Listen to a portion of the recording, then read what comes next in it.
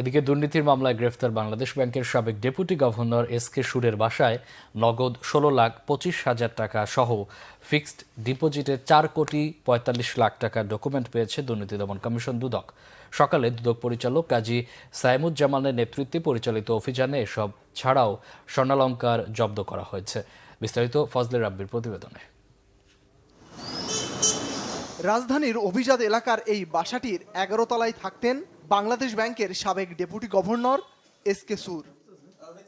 সম্পদের বিবরণী দাখিল না করার অভিযোগে গেল ১৪ জানুয়ারি পুলিশের গোয়েন্দা বিভাগের একটি দল তাকে গ্রেপ্তার করে। একই অভিযোগে এবার ধানমন্ডি ৭ নম্বর রোডের ২৫ নম্বর এই বাসাটিতে অভিযান চালায় দুদক। সকালে দুদক পরিচালক কাজী সাইমুজ্জামানের নেতৃত্বে এই অভিযানে নগদ ১৬,২৫,০০০ টাকা সহ ফিক্সড ডিপোজিটের ৪,৪৫,০০,০০০ টাকার ডকুমেন্টস উদ্ধার হয়।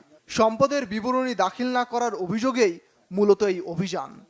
১৬,২৫,০০০ টাকা নগদ টাকা আমরা পেয়েছি এবং এছাড়াও সঞ্চয়পত্র, বিমা, মেয়াদি আমানত, ফিক্সড ডিপোজিট সহ প্রায় ৪,৪৫,০০,০০০ টাকার ডকুমেন্ট আমরা পেয়েছি। কোন কোন ব্যাংকে তার চেক রয়েছে, কোন কোন ব্যাংকে তার অ্যাকাউন্ট রয়েছে, সেগুলো আমরা ব্যাংকগুলোর নাম এবং শাখাগুলো লিখে নিয়েছি। আমরা তাদের সম্পদের অনুসন্ধান করছি। আমাদের যিনি অনুসন্ধানকারী কর্মকর্তা রয়েছেন, তিনি তাদের এই সম্পদের সাথে তার যে বৈধ আয়, তিনি জীবনে যে আয় করছেন তার যোগ বিয়োগ করে উনি অবৈধ টাকা কত পেয়েছে, কত টাকা উনি অর্জন করেছেন, সেটা আমরা ওই ফল আমরা দেখতে পারবো।